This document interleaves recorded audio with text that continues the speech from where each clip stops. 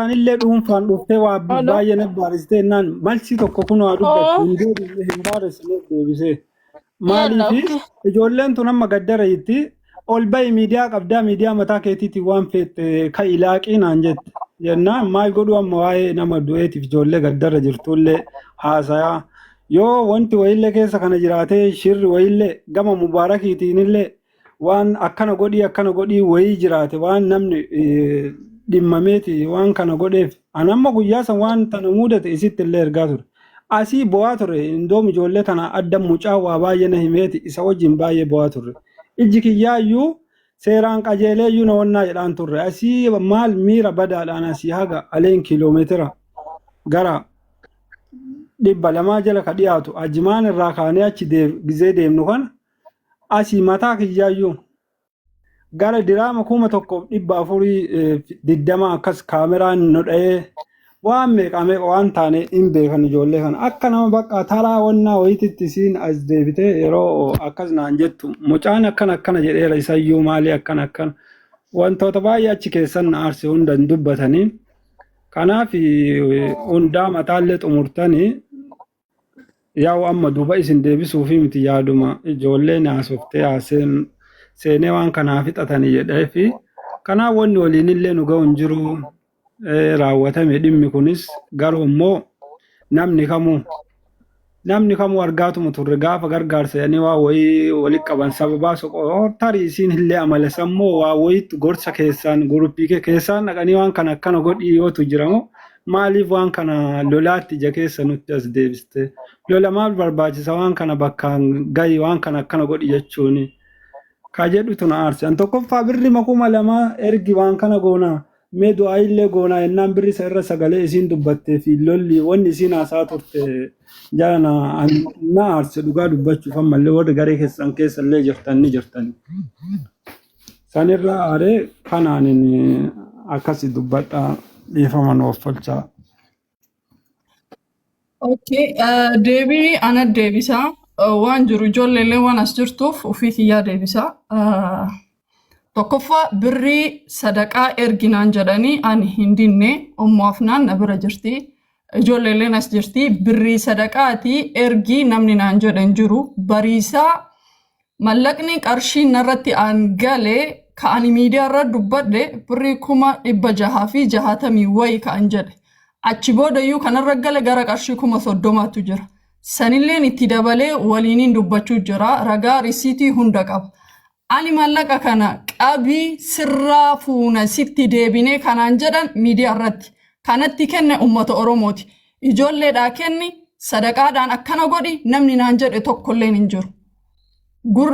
Maqaan guyyaa gabaa bade guyyaa gabaa malee deebi'u. Kanaaf ani mallaqicha namni tokko ambassaa kanaan amma guyyaa mallaqa guuramu san isan beeku guruppii keessatti eenyutu akka aad isa godhen beeku namni guruppii kireet godhe aan ka'an walitti aad godhe ijoollee sadan ofnaanii fi ana qof isa nama aad itti godhen beeku. Miidiyaa marratti eega gadi mari'anne booda keessaan dhufeetiniini akkana godhiinaan jedha. Dhaqeetiniin Halimaa nin gaafadhe du'ee na qalanii rabbiin sitti haa ta'u waa'ee ID birrii kanaan hin dubbattuu naan jette.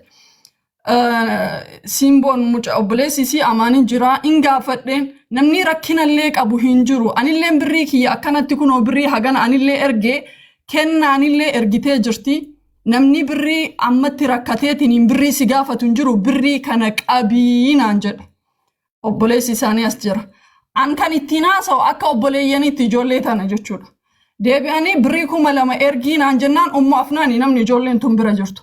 Ummu afnaan rabbii jedhi yoo rakkattee jiraate isa bichaa miti namni biraallee keessaan dhufee birrii akkana ergii naan jedhu. Namni dhufee naan jedhu kun nama mallaqa na kenne miti. Mallaqni kun yoo narra bade dammoo ani kafaluu hin danda'u ammatti. Ummu afnaaniin itti bilbilee daayirektii waliin haasoyine ummu afnaan rakkina jira birrii haa ergu jedheen. Kazaan namanatti deebi'ee mallaqa na gaafatuun ummu afnaan na haa gaafattu. Mallaqa ummu afnaaniif natu ergaa kanaan ala namni biraa dhuftanii mallaqa nan gaafatinaa jedheen. Amma deebi'aniitiniini mari'annee mallaqa ebeluurra dabarsii waan jedhu na dhufe. Bafitsuun mallaqa miidiyaarra na kenname an akkaawuntii nama tokko irratti hin dabarsuu jedheen.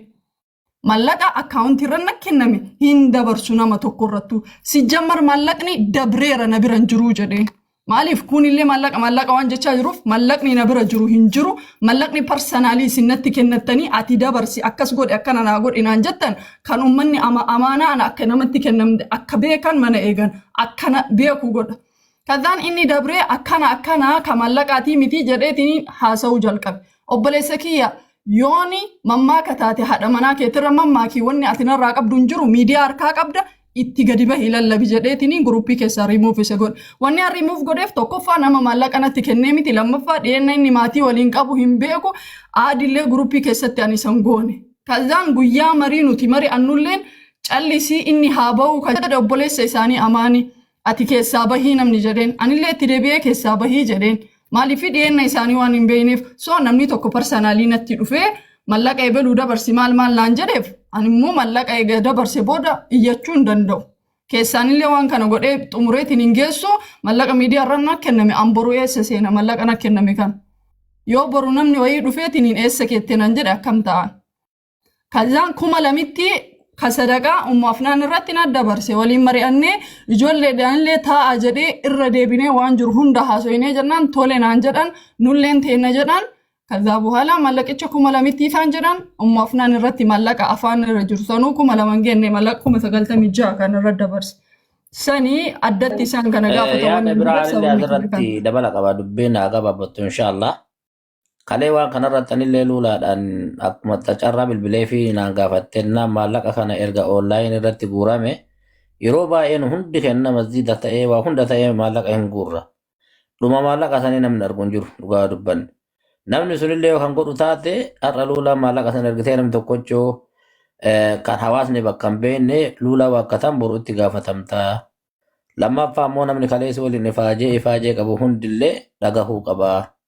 Wanni miidiyaa irra dalagame miidiyaa marratti yoo xumatti gaariidha. Yoo ammootu miidiyaa irra illee hin goonu jettan namoota guruuppii sanuuwanii yoo jedhan boru namni akkuma haasa'u kana haasahaa maqaa hankeetillee eeggadhu. Maqaa saba Oromollee eeggadhu. Maaliif jennaan namni tokko ka ijoollee tanaa miti ka dubbatu. Hawaasuma amma jala komantii waan hin taane barreessu kanattu borofatoo sii fuudhee miidiyaa irraa achi oofa. Deebisanii namoota hedduudhaan illee oli oofan. Kanaaf namoota kanaan dura online irra nama qarqaaraa tura waamee ka dhagahaa turre. Ijoollee tenna ijoollee mana gahaa nama qarqaartu maqaa meeqatti baasaa turan yoo dhugaa dubban. Kanaafu maqaa sana ofirraa buusuuf ammoo akkuma amma jaalatanii jibbitan illee hawaasni amma jala jiru kun sagalee kana dhagahee waan amma dhagahe kana ammoo ragaa hanqaituu waraabbadhuu darasee bira gayan. Maaliif jennaan namaafis rabbiifis bilisa bahuudhaafi rabbi jazaa si haa deebisu ammallee afoon waliin jedha. Namni kaa yaada wal hubachuu dhabuudha malee homaa hammeenya walirraa hin qabdani. Ijoolleen tunillee dhugaa dubbachuuf hedduu galatooma tasgabbeessitanii akkana obsitanii saba keessan galatoonfachuun isinillee rabbi isin haa galatoonfatu. Kana caalaa beekamtii godhadha.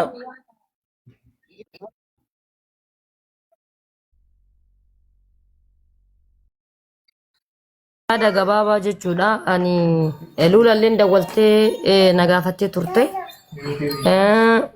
Hawwiilleen nagaafattee turte. Warri lafatti na haasofsiisaa ture tokkoffaa luulaan hanga har'aa kanarraa hin hafne. Obboleessi koo waan nagala namni ajjeesee turee fi ani sadaqaa qabaa ture faatee guyyaa lamaan dura jechuudha. Sadaqaa koo fixee birriin irratti hin galchinin jedheen ani.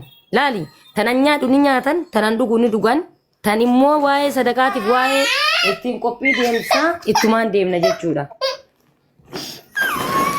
Isin waan ani narratti hin galchinii fi jedheen luuladhani waa'ee qophii kana yoo itti deemne malee narratti yoo birriin gale ana faayidaa waan hin qabnee fi birriin kun narra akka hin galle qooyaa jedheeni ture. Hawwiin dhuftee na gaafattee turte lakki ani rakkoo takka hin qabu. Waan ijoolleen tun nyaattu waan ijoolleen tun dhuydu waan an nyaadhe waan an dhuge dhuydi afachaa jedheen sababni maal akka ta'e beektanii ani waa'ee sadaqallee seeran beeka waa'ee immoo jireenya ilma namallee wajjin jiraadhaa ture isa lammataa immoo luulanii dheengadda kiyya geessee kan ijoolleetitti dabra jedheen guyyaa lammaffaarratti jechuudha kan ijoollee tanaa kaleessa galgala ta'e warroonni asirratti amma haasayanii warroonni dubbatanii warra an dhaqee keessan kadhadhetu jira. Kota na bira dhaabbadha.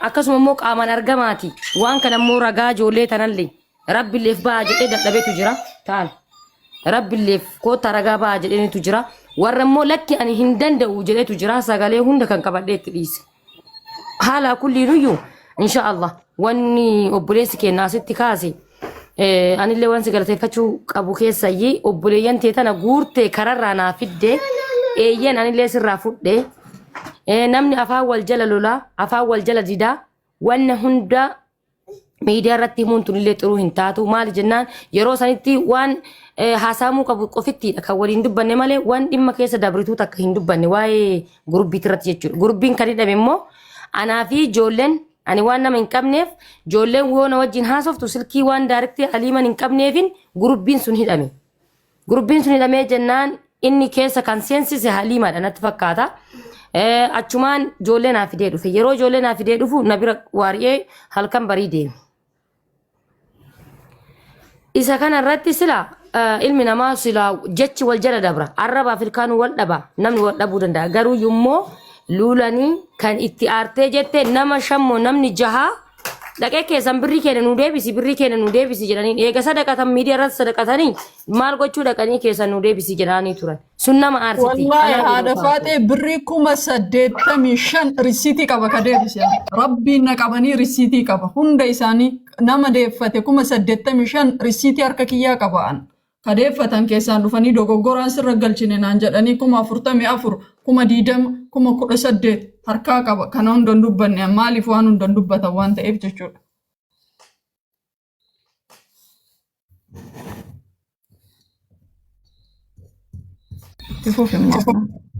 Kanaafiyyuu ka waa'ee sadaqallee eegoone guyyaa eeggatti laala bakka kanatti jedhati jedhaniifadha bakka kanatti luuluun dhugaa qabdi bakka kanatti luuluun dhugaa qabdi. Namni tokko mallaqa tokko imaana mallaqa ofiisii dhuunfaa isiin taane imaana sabar namarraa guuree uummatarraa guureetiin jedhe kun dhufee waan birrii 5 askayyoo jedhe kun dhufee birrii 10 askayyoo jedhe kun dhufee jilbanna dhukkuboo jedhe kun dhufee duddanna dhukkuboo jedhe mallaqni isiin kennu qaba. Uduu isiin akkasii kennite yunuyyuu naman. Usama fidee hagasillee achi kenne hagasillee achi kenne hagasillee achi kenne isiin jette nu mataan kennaa hin amanu jechuudha mataan kiyyan amanu. Maali jennaan kaleessa waadaa seentee uummatarraa guurtee kaatee hadda ammoo Maamad